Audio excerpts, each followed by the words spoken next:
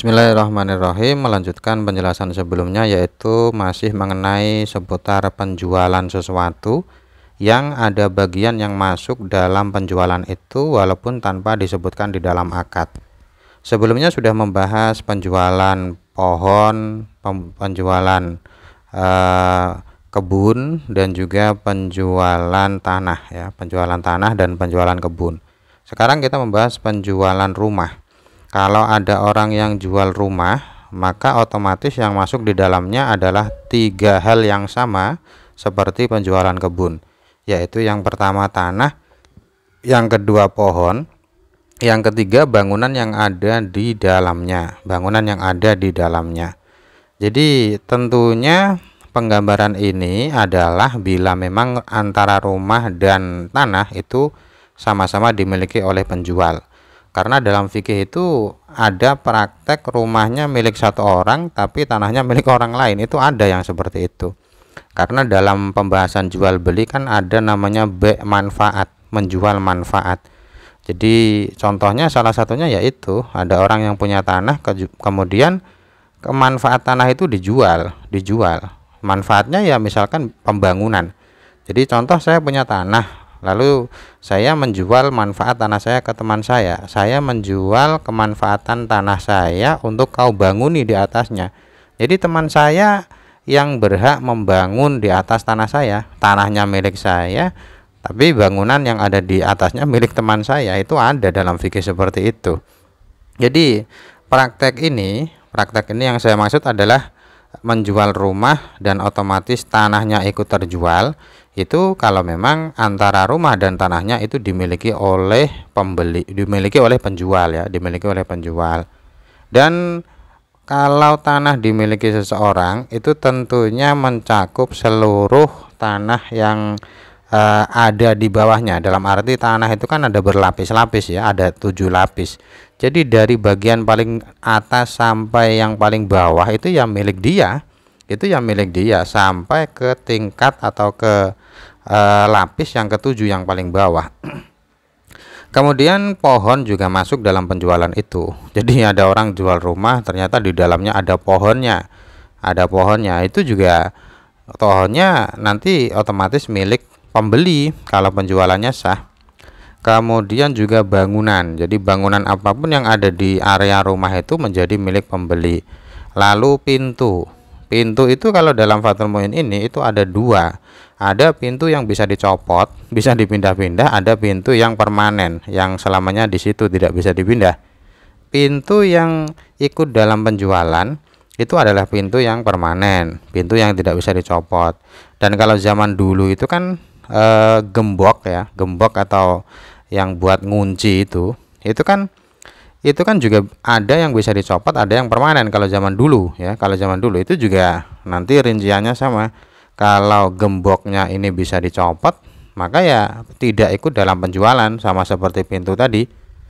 Kemudian yang tidak masuk dalam penjualan lagi adalah ranjang atau kasur, pokoknya tempat tidur itu tidak masuk dalam penjualan ya, karena tempat tidur itu normalnya tidak permanen, normalnya bisa dipindah-pindah.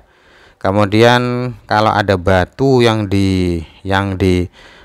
dikubur di dalam tanah yang ada di dalam rumah, itu juga tidak ikut dalam penjualan, asalkan batu yang dikubur itu tidak dibangun, tidak secara permanen gitu. Kemudian setelah itu pembahasannya adalah menjual budak. Kalau ada transaksi penjualan budak, itu apa saja yang bisa masuk dalam penjualan itu? Di sini budak tentunya tidak dibedakan apakah laki-laki atau perempuan ya, sama saja. Laki-laki dan perempuan dalam hukum ini sama saja. Nah, di sini dijelaskan bahwa penjualan budak, baik itu laki-laki atau perempuan, itu tidak memasukkan anting yang ada di telinganya. Jadi ini budaknya dijual tapi pakai anting-anting. Nah, itu anting-antingnya tidak ikut terjual, dalam arti kembali menjadi milik dari penjual. Dan yang sama dengan anting adalah cincin, lalu sendal misalkan, dan juga pakaian yang dipakai. Jadi beli budak itu ya dapatnya cuman budak itu, apapun perabot yang dipakai itu tidak ikut terjual, baik itu anting, cincin, sendal, bahkan baju ya, bahkan baju. Tapi kalau khusus masalah baju ini ada perbedaan pendapat ya, seperti yang dijelaskan di kitab Al-Hawi dan Al-Muharrar, itu memasukkan penjualan budak, memasukkan baju. Jadi ada perbedaan ulama terkait dengan ini. Tapi ulama yang tidak memasukkan baju dalam penjualan budak itu juga tidak membatasi apakah baju atau pakaian ini menutupi auratnya atau tidak. Jadi kalau dijual nanti ya bajunya kembali ke milik penjual. Dalam arti pembeli ya membawa budak itu hanya berhak tubuh budak itu, perabot apapun yang dipakai tidak ikut terjual gitu, maksudnya begitu. Lalu setelah itu ada masalah lagi menjual pohon yang belum kering. Pohon yang belum kering yang dijual tanpa menjual tanahnya. Kalau ada pohon yang belum kering yang dijual tanpa menjual tanahnya dan penjualannya itu mutlak, mutlak dalam arti tidak dibatasi apakah akarnya ikut dijual apa tidak misalkan. Jadi transaksinya itu cuman menyebutkan pohon saja, saya menjual pohon tanpa ada tambahan catatan yang lain. Kalau akadnya seperti itu, maka yang masuk dalam penjualan itu adalah yang pertama akarnya. Jadi menjual pohon otomatis akarnya ikut terjual.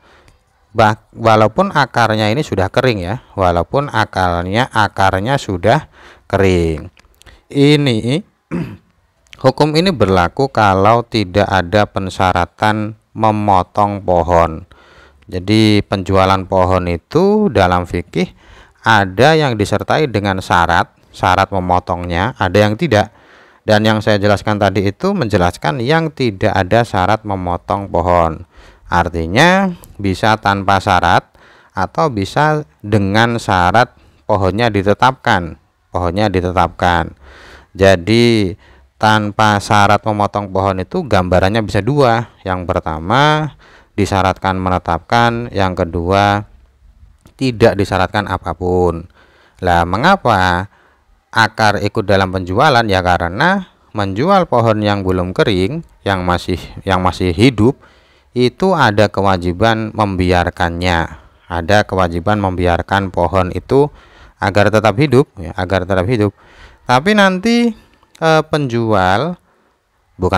pembeli ya, nanti pembeli ada kewajiban setelah transaksinya sudah selesai, sudah sah, pembeli punya kewajiban memotong bagian-bagian yang kering ya, kalau memang tidak ada syarat membiarkannya, harus memotong ya, pembelinya harus memotong bagian-bagian yang kering. Jadi ranting-ranting yang kering misalkan itu harus dipotong. Kemudian sekarang kalau penjualan itu ada syarat memotong pohon atau syarat menyopot pohonnya dari tanah, maka ya harus dilakukan ya.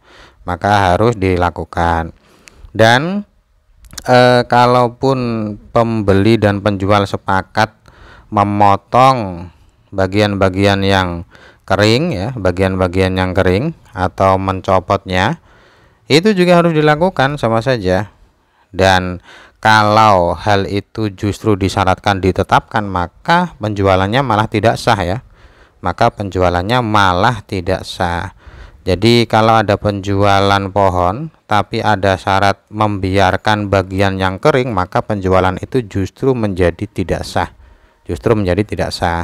Dan pembeli kalau hanya dia membeli pohon saja itu tidak boleh memanfaatkan tempat menanam pohon itu, maksudnya tanahnya itu tidak boleh dimanfaatkan.